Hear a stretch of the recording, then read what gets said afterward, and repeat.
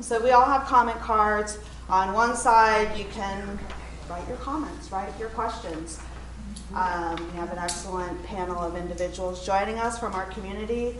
On the other side, we have a little bit of our group norms, okay? We are going to be open and honest with each other. We're going to respect each other's views. If we don't understand something, if we want something a little bit more, okay, we're going to let it be known by saying, work, all right? Let us put our minds together and see what life we can make for our children. Sitting Bull, Native American leader. I think the first duty of a society is justice. Alexander Hamilton, statesman, founding father. I had crossed the line. I was free, but there was no one to welcome me to the land of freedom. I was a stranger in a strange land. Harry Tubman. People call me Stagecoach Mary. I'm bold. I smoke a big black cigar. I drink whiskey. I carry a pistol. I love adventure. I am independent. Nobody tells me what to do. Nobody tells me where to go. You got a problem with that? Mary Fields, Wild West pioneer, born a slave, first African-American woman to work for the U.S. Postal Service. We should all know that diversity makes for a rich tapestry, and we must understand that all the threads of tapestry are equal in value, no matter what their color. Maya Angelou, poet. Racism is one of the biggest taboos in our culture, yet most discrimination against Asian Americans goes unnoticed. It is blown off by the rest of the media as a joke, as in, look at them, they get all upset over nothing. Margaret Cho, comedian. We need every human gift and cannot afford to neglect the gift because of artificial barriers of sex or race or class or national origin. Margaret Mead, anthropologist. You don't have to live next to me, just give me my equality. Nina Simone, singer. The only thing that separates women of color from anyone else is opportunity. You cannot win an Emmy for roles that are simply not there. Viola Davis, actress. The American dream wasn't meant for me, because Lady Liberty is a hypocrite. She lied to me. She promised me freedom, education, and equality. Never gave me nothing but slavery. I'm strong and bold. Tupac Shakur. Right. I know, up on top, you're seeing great sights. But down here, at the bottom, we too should have rights. Dr. Seuss, author. There are a lot of issues that need to be talked about, brought to life, and we need to fix them. Colin Kaepernick, football quarterback. All I'm saying is I am sensitive to discrimination on any basis because I have experienced that upset. Ruth Bader Ginsburg, Supreme Court Justice. So what is justice? I wrote down that it was a standard set of rules that supports the norms of reasonable people. And I said that it's despite race, religion, economic status, or any specific characteristic that a person has. And I said that really it's intended to be synonymous with fairness. And I'm saying all this in an ideal world. Ideally, it's supposed to be synonymous with fairness. Justice is something that this country has lacked for a very long time for certain people. So,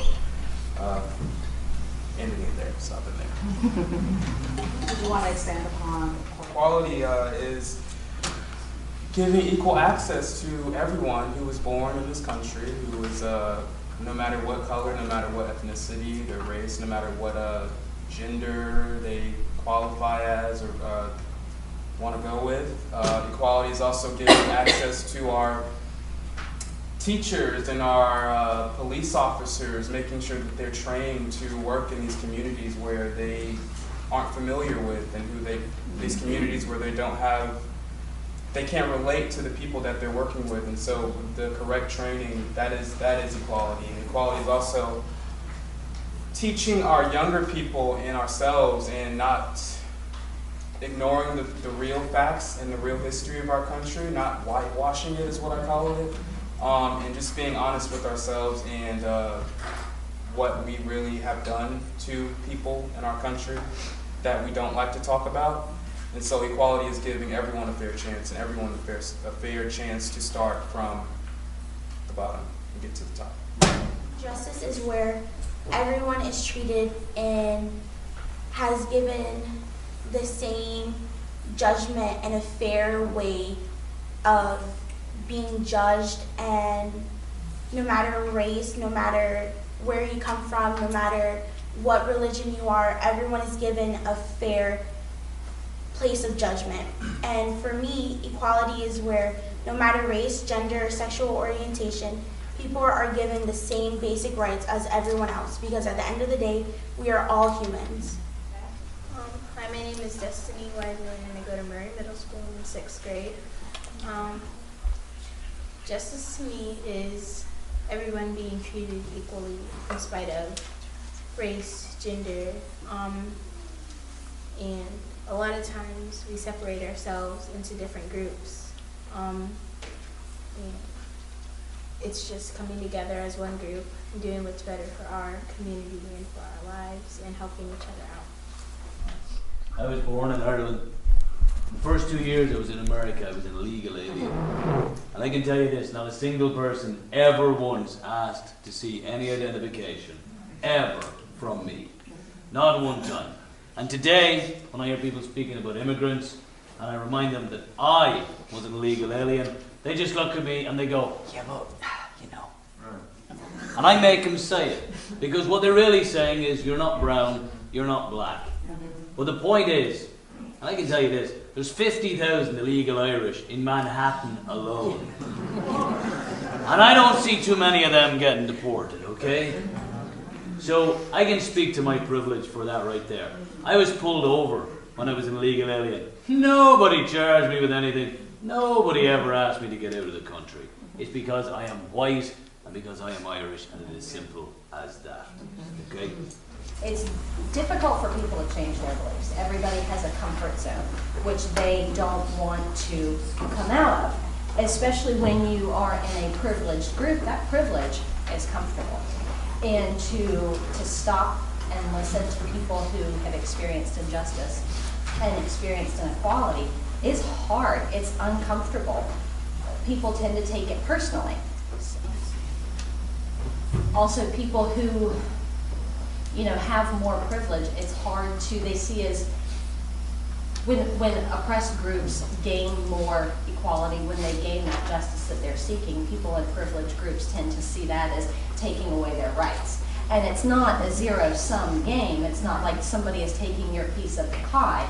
We're all in this together when we move forward as a society, when we reach back to bring our brothers and sisters who have experienced injustice and inequality with us. We all move forward together and we go further. We are, and I think if we are to be honest with ourselves, we all have biases. And a part of the problem is that there's not truth in us.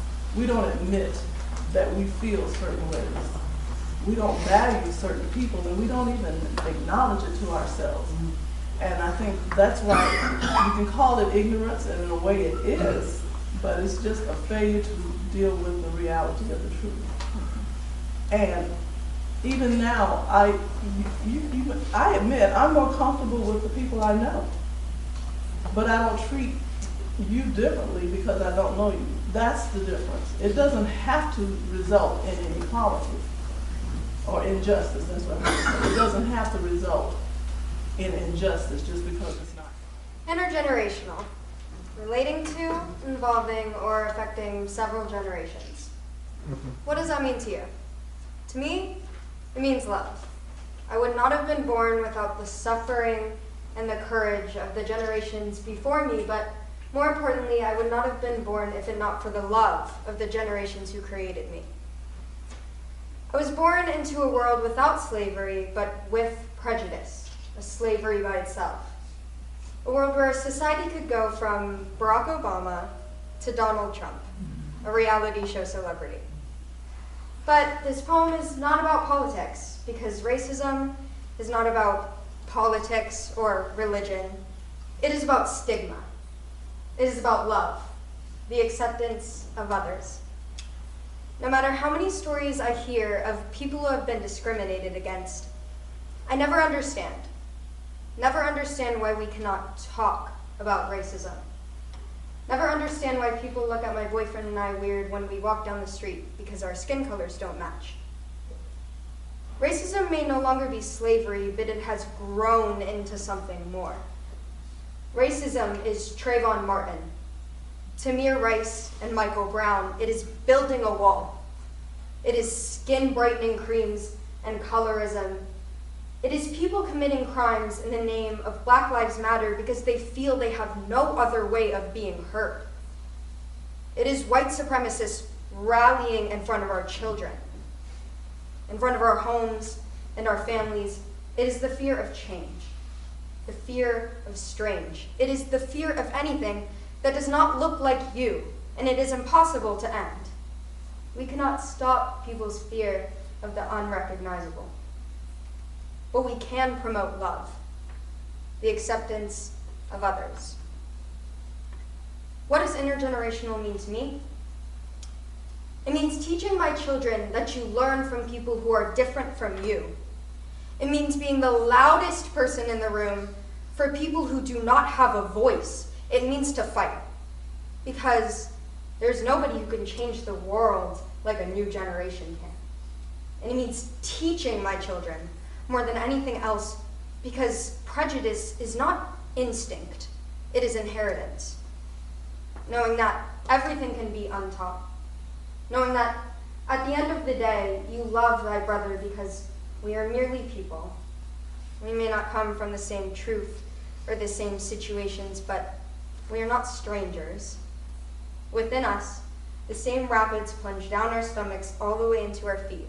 The same feeling bubbles up in our throats and out through our mouths as laughter. We are growing and evolving.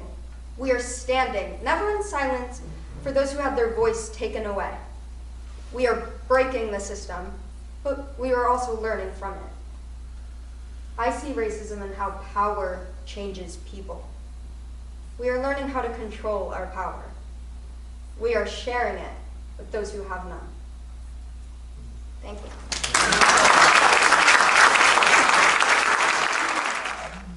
It's called the criminal justice system, but in many ways it perpetuates injustices.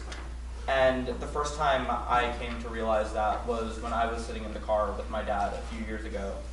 And I was listening to a radio show, State of the Reunion. Some of you might be familiar with it. And the topic that was being discussed was the idea that we are supposedly guaranteed the right to impartial juries in this country. But the anecdotes that were presented on that particular radio show were anecdotes from African American and Latino people who had been told that they would have impartial juries, but they were brought before the court and placed before juries filled with white suburbanites who inevitably could not understand their unique social situations, and as a result ended up convicting them of a crime and placing an unreasonably harsh sentence on them. And so this comes, I'm sure this comes as a shock, or it might not come as a shock to many of you, but the unfortunate reality is that in this country, an impartial jury doesn't necessarily have to be a jury that is similar to the defendant in socioeconomic status. And this is, and as cruel and harsh as it sounds, this is something that has been upheld by the Supreme Court. In our school systems, we need to have a more culturally diverse and inclusive curriculum. And we need a more diverse teacher workforce, so minorities have teachers that they can go to, that they can relate to, that I can't relate to most of my teachers. I feel uncomfortable in class speaking out about problems that I face in my own school. I am called nigger. People say things to me that are very hurtful because I do go to a school that is less than 1% African American. And although I know my privilege and I know that I am in an area where I am getting a high level education and I am learning at rates that are better, but it still hurts and there's still things that are said. And I know as a Black student, some of my, excuse me, You got this. Some of my issues aren't seemed as valid, or some of my problems aren't met by faculty or my teachers, and that can kind of hurt my heart a little bit. But through these small steps of having a more diverse teacher workforce and a more diverse curriculum, I can see myself being these historical leaders. I can say, hey, look, this is what I can be. And by having diverse workforce, I can finally open up and allow myself to fully learn in an area that I can feel comfortable with myself. So my first sentence was, the situation of racial inequalities and the injustice it elicits is definitely going to a more positive direction than ever before. Recently, I don't know if any of you guys know Dave Chappelle. He's a comedian. He had a wonderful Netflix special that came out early January. And he said something that just really spoke to me, and it made me feel so proud. He said that he talked about the story of Emmett Till and the picture of his face. He talked about the story of what happened to him, the racial motives behind his death, his murder, brutal murder, and his mother, who had that open casket and had that picture on the cover of Life magazine? Ebony. Yeah. What? Ebony magazine. On the cover of Ebony magazine, a national publication. And he said that that picture was what accelerated that civil rights movement, skyrocketed, all the way up to success with what we have now. And he talked about Donald Trump. And he says that he thinks that Donald Trump is the picture of Emmett Till. He is what's bringing all of us together. He's what's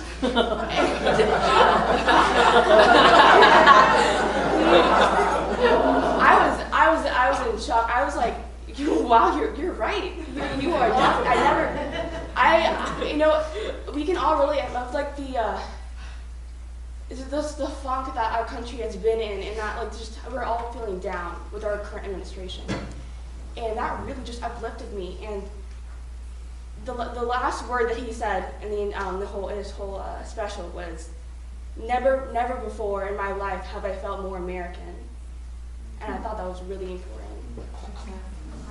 I'm going to talk about political rights, and I think that's a really big issue that's leading to many injustices currently. So to go back into history, it's the 15th Amendment, which stated that people cannot be denied the right to vote based on race, color, or previous conditions of servitude.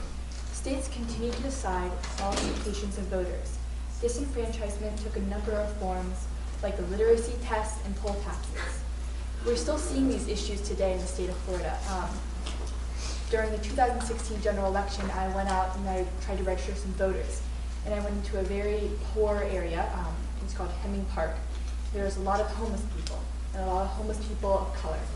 And I discovered this issue where they couldn't vote because of previous convictions, felon convictions. And then I met Gary Ferris, who introduced me into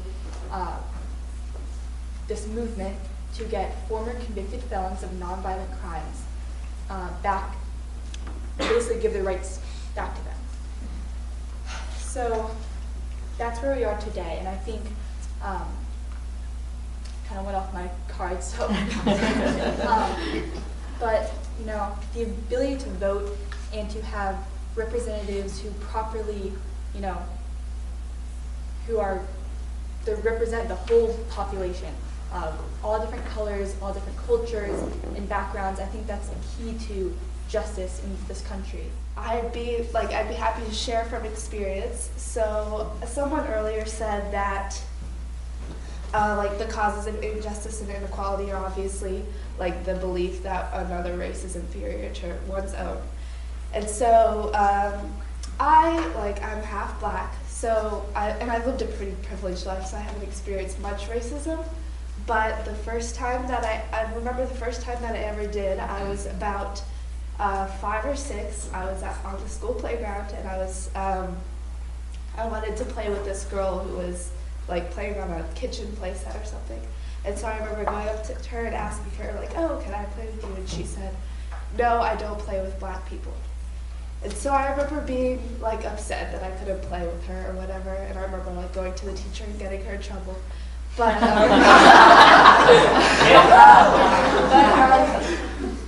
like I was like surprised that someone would say that to me.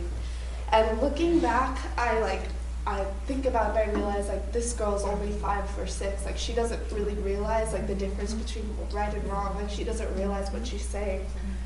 And like that makes me think that like racism is taught. Like it's taught from like she learned that from someone who told her that she was superior to another race. And so I think that like not only should we like teach others and educate others and emphasize that no one race is better than another, but we should also like be more forgiving of those who are like who believe that they might be or who they might have that superiority complex because they might not know any better. They might just be a product of their environment. I'd like to just, again, interest of time, thank you to everybody for showing up, for everybody who spoke, for the organizing committee.